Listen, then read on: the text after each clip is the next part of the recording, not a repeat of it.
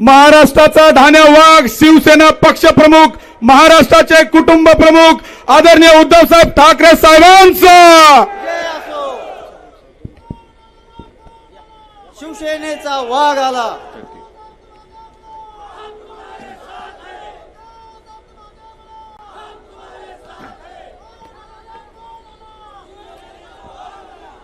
जमलेल्या माझ्या तमाम महाराष्ट्रप्रेमी बांधवांनो, भगिनींनो आणि मातांनो,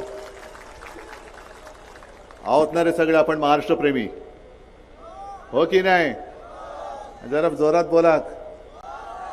मला कल्पना आहे की जरा दुपारची वेळ झाले, जेवणा खाण्याचा काय पत्ता नाहीये आणि आपण म्हणजे काय मिंदे नाहीत। जेवणाची सोय केले, सगळी खाण्यापिण्याची सोय केले, लोक जमतात त्यांच्याकडे, जेवतात बिवतात मस्त आणि त्यांचं रेखणं सुरू झालं का निघून जातात।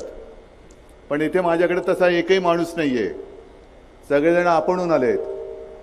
एकनाथराव तुम्ही आज बोलत होतो तुम्हाला, सगळे आपणहून आलेले आहेत आणि ही जी काही कमाई आहे ही कमाई मी माझी समजत नाही आणि नाहीच आहे। ही एवढी सगळी लोक केवळ आणि केवळ माझ्यासाठी येतात ते उद्धव बाळासाहेब ठाकरे हे माझं नाव असल्यामुळे येत आहे। कारण मला जुन्या बाळासाहेबांच्या सभा आठवत आहेत, त्यावेळेला आपले रोहिदास इथले आमदार होते, त्यांच्या प्रचारासाठी शिवसेना प्रमुखांच्या सोबत मी त्याही सभा पाहिल्यात। जसं आत्ता तेजस बसलाय तसं त्यावेळेला मी खाली बसायचो आणि व्यासपीठावरही बसायचो आणि तो सगळा काळ माझ्या डोळ्यासमोरनं जातो। हा सगळा परिसर हा त्यांनी जिवंत केला आणि आत्ता एकनाथराव तुम्ही जो उल्लेख केला केशवरावांचा, त्यांचं तर ऋणच आहे आपल्यावरती। एक लोकप्रतिनिधी कसा असावा, सत्ता असो वा नसो परवा नाही, पण मी स्वतः तेव्हा गॅलरीत बसून त्यांचं भाषण ऐकलेलं विधान भवनात। केशवराव उभे राहिले का टाचणी पडली तरी आवाज येईल एवढी शांतता असायची आणि एकच आवाज घुमायचा, तो केशवरावांचा होता। आता तशी परिस्थिती राहिली नाही। हा लोहा कंदार बाकीच्यांनी कसा नाचवून टाकलाय, नुसतं नावच नाही तर परिसराचा सुद्धा चिखल करून टाकलेला आहे, परिसराचा सुद्धा चिखल करून टाकलेला आहे आणि या चिखलातून आता आपल्याला लोहा कंदारला बाहेर काढायचे। मी आल्यानंतर माझा कार्यकर्ता बघितला, त्याच्या हाताला काय झालं तुम्हाला माहिती आहे? काय झालं हाताला? गद्दारांनी बोटं कापली।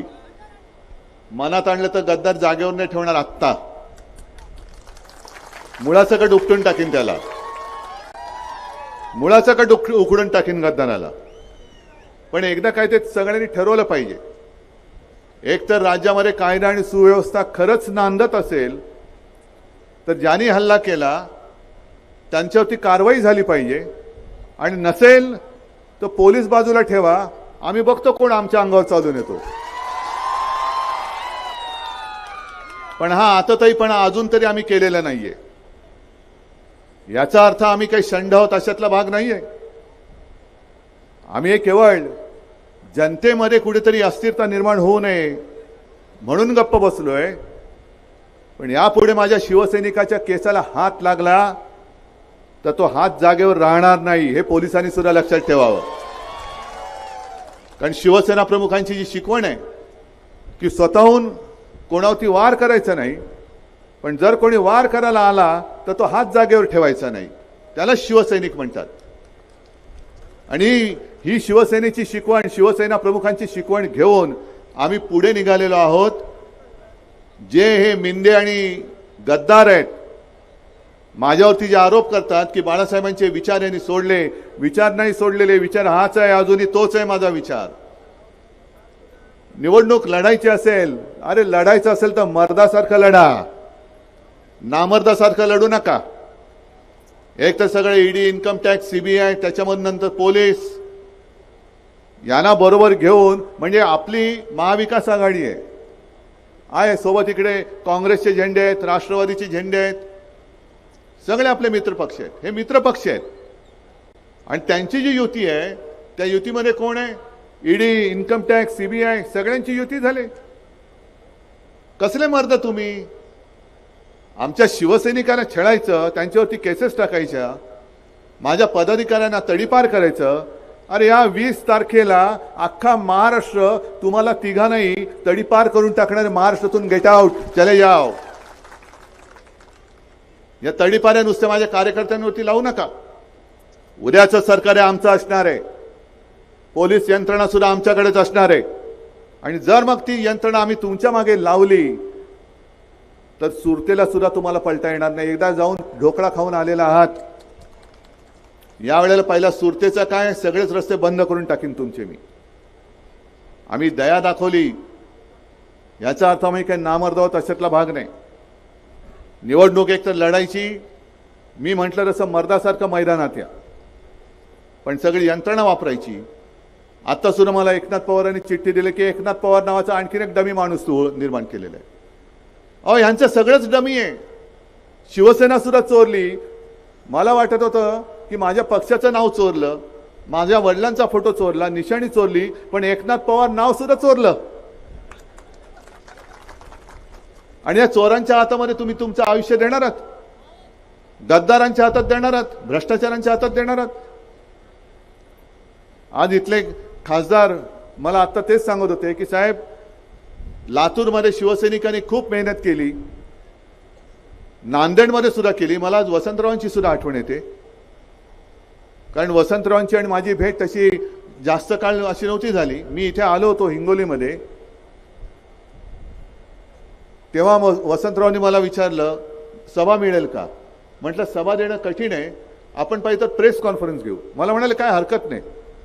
आले, प्रेस कॉन्फरन्स घेतली. मी म्हटलं काय वसंतराव कसं, ते नाही साहेब 100% सीट येणार. आणि खरंच सीट आली. दुर्दैव आपलं असं की आपल्यातनं ते गेले, पण त्यांचा आता वारसदार आपल्याला निवडून द्यायचा आहे, नक्कीच द्यायचा आहे. पलीकडच्या मतदारसंघात असलो तरी मी सांगतोय, कारण ह्यालाच तर आघाडी म्हणतात, आघाडीचा धर्म म्हणतात तो हाच आहे. जसं आम्ही लातूरमध्ये काँग्रेसचं काम केलं, नांदेडमध्ये केलं, तसं आता काँग्रेस आणि राष्ट्रवादीन सुद्धा जिथे जिथे मशाल आहे तिथे माझे मशालीचे उमेदवार तुम्ही निवडून द्या, आम्ही तुमचे आणून देतो. कारण तुझं माझं जर का खेचाखिची करत बसलो तर पुन्हा हे नतद्रष्टा आपल्या डोक्यावरती बसतील. आणि मग हे पुन्हा एकदा बसले का महाराष्ट्रात संपूर्णपणे वाट लागणार. जी परिस्थिती आज एकनाथराव तुम्ही सांगितले की लोहा कंदारमध्ये अजूनही रस्ते नाहीत, पाणी नाही. पाणी नाहीच आहे, पण नुसतं चिखलीकर आहे, नुसतं चिखल होतोय, बिन पाण्याचा चिखल. अरे पाणी दे ना पहिल्यांदी, नाही तर तुझ्या आता आयुष्याचा चिखल करतो आम्ही, तुझ्या आयुष्याचा करतो. एकदा तर पाडलाच आहे, म्हणजे ही आता पडझड सुरू झाली त्यांची. आता जिथे उभे राहतील तिकडे त्यांना पाडा. लोकसभेला उभे राहिले पाडलेत, विधानसभेला राहिलेत पाडा, ग्रामपंचायतीला उभे राहिले पाडा, सोसायटीच्या उमेदवारी. आता कारण काय, एकदा ती खास सुटली ना खुर्चीची, की खुर्ची नसली की खास सुटते. कुठली तरी खुर्ची पाहिजे, हे बस झालं. आता आज ज्या विश्वासाने आजपर्यंत तुम्हाला या माता भगिनीने आणि सगळ्यांनी नेतृत्व दिलं, शिवसेनेकडे सुद्धा आले होते. मला म्हणाले साहेब बघा मी जिथे जातो तिकडे निष्ठेने राहतो. म्हटलं ते बरोबर आहे, किती काळ राहता, म्हणजे जिथे राहता तिकडे निष्ठेने, पण काळ किती नाही. आता मरेपर्यंत मी शिवसेनेत. मला कळलं नाही कधी गेले म्हणजे शिवसेनेतून. ही अशी माणसं आपलं आयुष्य नासवत आहेत आणि आपण पुन्हा पुन्हा ते मतं मागतायत आणि आपण त्यांना देतोय. हे आता तुम्ही तरी थांबवलं पाहिजे. झालं आता जेमतेम काही दिवस राहिलेले आहेत. आता मोदी आणि अमित शहा पण यायला लागलेले आहेत. त्यांना आता आठवलं की महाराष्ट्र नावाचं एक राज्य आहे आणि तिकडे निवडणूक होत असते, मतही तिथे सुद्धा लोकांना आहेत, हे आता त्यांना आठवलं. नाहीतर महाराष्ट्र हे राज्य आहे आणि ते महाराष्ट्र लुटण्यासाठी आहे असं मोदी शहाना वाटत होतं. लुटा, सगळं लुटा, अरे क्या करना है, क्या चाहिए, अमुक अमुक क्या चाहिए, एयरबस जाओ महाराष्ट्र में लेके आओ. सगळे महाराष्ट्राचे उद्योग तुम्ही लुटून गुजरातला नेतात आणि आता निर्लज्जपणाने महाराष्ट्राची मतं मागतात तुम्ही. तुम्हाला काय वाटतं तुम्ही काही केलं तरी चालेल आणि महाराष्ट्र आपला केविलवाणा तुम्हाला मत देईल? ही लढाई आहे, ती लढाई केवळ उद्धव ठाकरेची नाही, शिवसेनेची नाही आहे. सत्ता पाहिजे आपल्याला, सरकार आणायचं आपल्याला, पण सरकार केवळ माझ्यासाठी नाही आणायचं, सरकार केवळ पवार साहेब किंवा राहुल गांधींसाठी नाही आणायचं. हे सरकार हे तुमच्यासाठी आणायचं आहे, हे तुमच्यासाठी आणायचं. म्हणून मी जे काय बोललो ना, माझ्या भाषणाची सुरुवात महाराष्ट्र प्रेमी ते एवढ्यासाठी बोललो की ते महाराष्ट्र द्रोही आहेत, महाराष्ट्राचे लुटारू आहेत. काय आता नारा दिलाय, बटेंगे तो कटेंगे. कोण कापणार आहेत? आहे इकडे कोण कापणारे? कापणारे तुमच्यामध्ये बसलेत, ज्याने माझ्या कार्यकर्त्याची बोटं कापलेत. तुम्हाला आता राजकारणामध्ये आम्ही कापणार आहोत. जा बटेंगे तो कटेंगे ना. मोदी आले ना, आले तर माझा कुठे कार्यकर्ता त्याला घेऊन जा आणि सांगा की हे बटेंगे तो कटेंगे. कोण आहे हा? काय त्याचा गुन्हा? शिवसेनेचं काम करतोय. अरे टाकली तुमच्या विरुद्ध पोस्ट का मी उघडपणाने बोलतो. हा बघा आहे ना, तू काळजी करू नको, याचा बदला मी घेणार, याचा बदला मी घेणार. ठीक आहे, बस कोणाला शिकवता बटेंगे तो कटेंगे? एक तर तुमचा पक्ष फुटत चाललेला आहे. आजपर्यंत कधीही भाजपामध्ये अशी एक पोलादी पकड होती, अरे अमित भाई बैठेला छे, नरेंद्र भाई छे. आता सगळे म्हणतात छे छे, यांचं काय चालणार नाही. आणि एकनाथ पवार सुद्धा पहिले भारतीय जनता पक्षात होते, 2-1 वर्षापूर्वी आपल्या शिवसेनेत आले. म्हटलं का हो एकनाथराव, तिकडे चांगली सत्ता वगैरे आहे, ती का सोडून माझ्याकडे येत आहे? माझ्याकडे तर काहीच नाहीये, काळोख आहे माझ्याकडे. ते म्हणाले काळोख आहे पण हातात मशाल आहे ना, हातात मशाल आहे आणि मी मशालच पकडायला आलोय. कारण खरा काळोख हा भाजपामध्ये आहे, तुमच्याकडे नाहीये. तुमच्याकडे लख सगळे शिवसैनिक आहेत. खरा काळोख हा भाजपामध्ये आहे. कारण आम्ही जे काय कष्ट करून पक्ष वाढवला, आमच्या उरावरती माणसं बसवत आहेत. मग राष्ट्रवादी किंवा RSS राष्ट्रीय स्वयंसेवक संघ, त्यांना सुद्धा मला विचारायचे की 100 वर्ष तुमच्या त्या संघटनेला झाली, एवढ्यासाठी तुम्ही हा पक्ष वाढवला? काय केलं काय? बरं राजकारण ठेवा बाजूला. यांना आता निवडणुकीच्या तोंडावरती कळायला लागलेलं आहे की शेतकरी आहेत, त्यांना आम्ही कर्जमुक्त करू. इकडे माता भगिनी नावाचा सुद्धा काहीतरी प्रकार आहे, त्यांना आपण बहीण मानूया, 1,500 रुपये देऊया. इथे बसलेल्या माता भगिनींना आम्ही सरळ जाहीर सभेत प्रश्न विचारतोय, 1500 रुपयांनी तुमचं घर चालतंय का मला सांगा. बोला ना, तुमचा आवाजच येत नाही. चालत असेल तर हो सांगा, नाही तर सगळ्यांनी सांगा नाही म्हणून. मग आज तुम्हाला 1500 रुपये हे जास्त महत्वाचे आहेत का तुमच्या शिलाचं रक्षण हे जास्त महत्वाचं आहे? महिला सुरक्षा महत्वाची आहे का 1500 रुपये महत्वाचे आहेत? रक्षण पाहिजे ना तुम्हाला.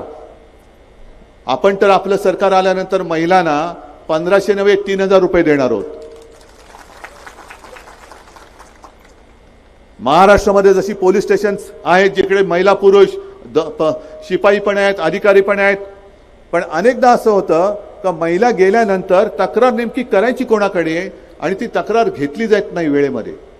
म्हणून आपण असं ठरवलं की महिला पोलिसांची सुद्धा भरती करणार आहोत आणि महिलांसाठी महिला पोलीस अधिकारी आणि महिला कर्मचारी असलेले स्वतंत्र पोलीस स्टेशन सुद्धा उभारणार आहोत. हे काहीतरी असं बोला ना.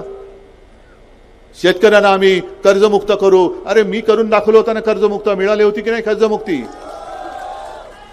आणि जर का यांनी सरकार पाडलं नसतं तर आतापर्यंत मी तुम्हाला दुसऱ्यांदा कर्जमुक्त करून दाखवलं असतं. तेवढी धमक आहे माझ्यामध्ये. कारण यांनी जे सगळे कॉन्ट्रॅक्टरचे खिसे भरण्याचं काम सुरू केले, काय इकडनं तिकडे शक्तीपीठ, शक्ती मार्ग, तिकडनं तिकडे हा मार्ग, मार्गच मार्ग, कॉन्ट्रॅक्टरची दिवाळी आणि जनतेचं दिवाळं. सगळी जी काय कॉन्ट्रॅक्ट काढतायत म्हणे हे विकासाला अडवतायत. विकास विकास विकास म्हणजे काय? बांधला तुमच्या गावामध्ये उड्डाण पूल, झाला विकास? ठीक आहे झाला. आणि त्याच्या पुलाखाली जर तिथल्या गावातला भूमिपुत्र, माझा मग तो युवक असेल किंवा युवती असेल, ती भीक मागायला बसली तर तुमचा विकास काय चाटायचा आहे? उड्डाण पूल काय करायचं आहे? अरे त्याला रोजगार द्या, त्याला नोकरी द्या. मुलगी शिकली, प्रगती झाली आणि 1500 देऊन घरी बसवली, हा विकास? म्हणजे आपण ठरवलेलं आहे, मुलगी असेल किंवा मुलगा असेल, यांना शिक्षणामध्ये भेदभाव करता येणार नाही. तुम्ही घराघरामध्ये जो भेद करतात, जसं तुम्ही मुलींना मोफत शिक्षण देतात, तसं मी माझ्या महाराष्ट्रात जन्मलेल्या प्रत्येक मुलाला मोफत शिक्षण देईन. शिकवा ना मुलांना, रोजगार आणा. सगळं जे काय तुम्ही गुजरातला नेतात, अरे मी मुख्यमंत्री असताना का जात नव्हतं रे गुजरातमध्ये? एक तरी उद्योग गेला होता गुजरातमध्ये? कारण हिंमत नव्हती यांची. अगदी भाजपची काय, मोदी शहांची सुद्धा महाराष्ट्राकडे वाकड्या नजरेने बघण्याची हिंमत नव्हती. हे मी अभिमानाने आज सांगतो तुम्हाला. मग करायचं काय, होणार कसं? महाराष्ट्र पुढे चाललाय, औद्योगिक क्षेत्रात महाराष्ट्र पुढे चाललाय. कोरोनाच्या काळामध्ये सुद्धा महाविकास आघाडी सरकारने 6.5 लाख कोटींचे सामंजस्य करार करून महाराष्ट्रात उद्योग आणत होतो. एक टाटा एअरबस आपण आणत होतो विदर्भात, बल्क ड्रग पार्क आणत होतो, त्याच्यानंतर मेडिकल डिव्हाइस पार्क आणत होतो. सगळीकडे विदर्भात काही आणत होतो, मराठवाड्यात काही आणत होतो, संभाजीनगरला काही आणत होतो, रायगडमध्ये काही आणत होतो. सगळीकडचे उद्योग यांनी थांबवले आणि पळवले गुजरातकडे. आणि आरोप माझ्यावरती करता तुम्ही, विकास यांनी थांबवला, विकास थांबवला. तुम्ही माझ्या तरुणांची रोजीरोटी थांबवलेली आहे. आणि आता येतात हे यांच्याकडे दुसरे मुद्दे नाहीच आहेत. मी काल अमित शहा आले आणि अमित शहा बोलून गेले, परत तेच. अमित शहाजी, तुम्हाला उत्तर मी दिलंय. लोकसभा निवडणुकीच्या प्रचारात जे बोलत होते की उद्धव ठाकरेंना, आदित्य ठाकरेंना मुख्यमंत्री करायचंय आणि शरद पवारांना, सुप्रियाला मुख्यमंत्री करायचंय.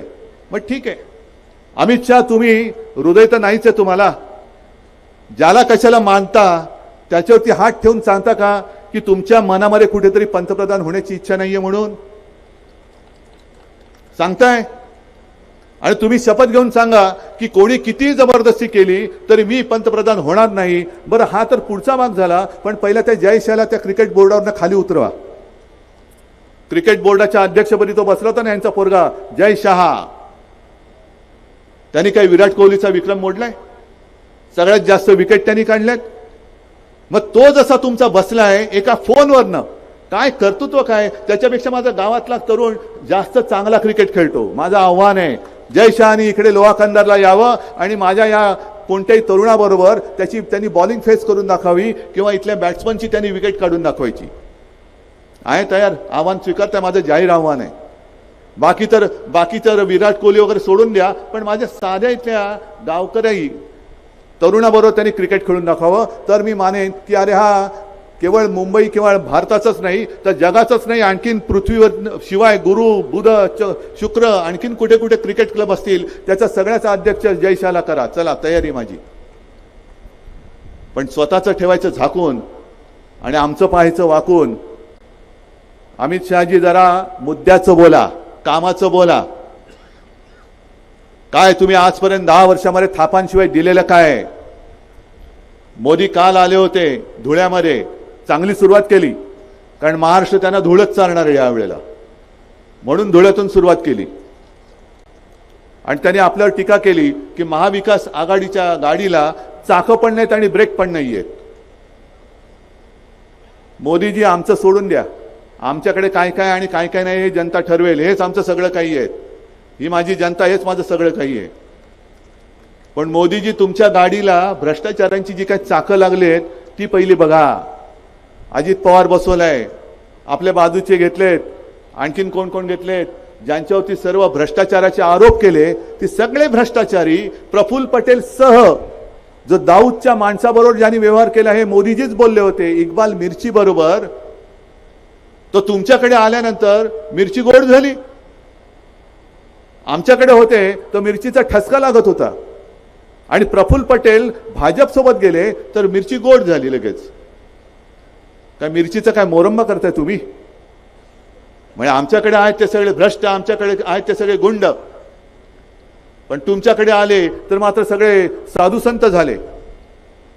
आणि आज मी तुम्हाला सगळ्यांना सांगतोय, तुम्ही सुद्धा लोहा कंदार मतदारसंघ आणि त्याच्यानंतर पूर्ण महाराष्ट्रातला मतदारसंघ बघा. भारतीय जनता पक्षाच्या आणि मिंद्याच्या काय आणखीन कोणाच्या सगळ्यांच्या पोस्टरवरती हिंदू हृदय सम्राट शिवसेना प्रमुख बाळासाहेब ठाकरेंचा फोटो आहे की नाही बघा. म्हणजे एक वेळ भाजपच्या पोस्टरवरती मोदींचा फोटो नसेल अमित शहाचं तर असणंच शक्य नाही, पण बाळासाहेबांचा फोटो आहे. कारण महाराष्ट्रामध्ये आता मोदी गॅरंटी चालत नाही, नासकी सडकी गळकी पडकी गॅरंटी चालत नाही. इकडे चालते ती फक्त बाळासाहेबांची ठाकरे गॅरंटी चालते. हे भाजपचं सुद्धा आता लक्षात आलेलं आहे आणि तीच गॅरंटी घेऊन मी आलेलो आहे. मी जी काय वचनं इकडे हा खिशामध्ये वचननामाच घेऊन फिरतोय, हा एवढाच आहे, बाकी सविस्तर तर मोठा आहेच, पण याच्यामध्ये ही सगळी वचनं आहेत. हे उघडल्यानंतर तुम्हाला कळेल महिलांना काय देणार आहोत हे मोजक्या शब्दात आहे, पण पाठीकडे तो QR कोड आहे, तो स्कॅन केल्यानंतर सविस्तर वचननामा येतो.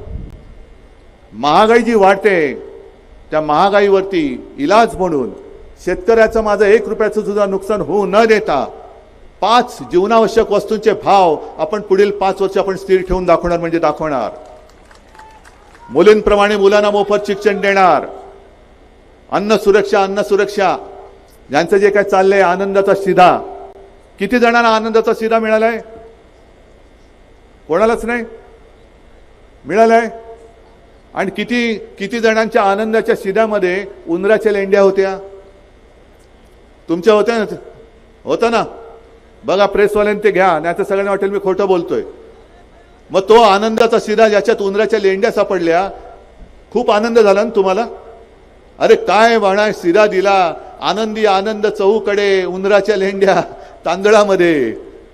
हे असे सडके कुसके विचार असलेली माणसं ही आपल्याला सत्ताधारी म्हणून आता परवडणार नाहीये. म्हणून या सगळ्या गोष्टी जर महाराष्ट्राला मंजूर असतील तर आणि तरच महाविकास आघाडीचं सरकार तुम्हाला आणायचंय. मंजूर आहे? शेतकऱ्यांना पुन्हा एकदा कर्जमुक्ती हवी की नकोय? हमी भाव तुम्हाला हवाय की नकोय? महिलांना सुरक्षा आणि 3,000 रुपये हवेत की नकोयत? तुमच्या मुलांना मुलींप्रमाणे फुकट शिक्षण हवंय की नको? त्याच्यानंतर रोजगार हवाय की नको? मग आणखीन काय? जे गाडगे बाबांनी सांगितलं ते हेच तर सांगितलं. जो भुकेला असेल त्याला अन्न, तहानला असेल त्याला पाणी, ज्याच्याकडे वस्त्र नाही त्याला कपडे, ज्याच्याकडे घर नाही त्याला घर, ज्याच्याकडे रोजगार नाही त्याला रोजगार. हीच तर दशसूत्री जी आहे, तीच तर आपल्या आयुष्याची एक महत्वाची मी तर म्हणेन महत्वाचा मंत्र आहे. आणि तो पूर्ण करण्यासाठी मला तुमच्या सगळ्यांची साथ पाहिजे, तुमच्या सगळ्यांचा आशीर्वाद पाहिजे. मी आज तुमच्या न्यायालयामध्ये न्याय मागण्यासाठी आलेलो आहे. न्यायमूर्ती आपले रिटायर झाले, लोकशाही मेली तरी चालेल, पण मी निवृत्त झालो, सुटलो बाबा एकदाचा. अरे कसले तुम्ही तिकडे बसला होतात? साधा आपल्या देशातली लोकशाही तुमच्याकडे वाट बघत होती, माझा जीव वाचवा टाहो फोडत होती. त्या लोकशाहीला तुम्ही वाचवण्याचं धाडस करू शकला नाहीत. ठीक आहे, तुमचं जे काय आहे संचित ते तुमच्याकडे, पण आज मी आता जनतेच्या न्यायालयात आलेलो आहे आणि मला न्याय पाहिजे. त्यांनी 2 वर्ष काढली, 2.5 वर्ष काढली, तारीख पे तारीख. हे जे न्यायालय हे तारीख पे तारीख देत नाही, एका फटक्यामध्ये सोक्षमोक्ष करतं. आणि मला खात्री आहे 2.5 वर्ष जी यांनी गद्दारी केली ती केवळ माझ्याशी नाही, शिवसेनेशी नाही, तर तुमच्या बरोबर केलेली गद्दारी. आणि त्या गद्दारीचा सूड तुम्ही येत्या 20 तारखेला उगवल्याशिवाय राहणार नाही. आणि आपली निशाणी कोणती?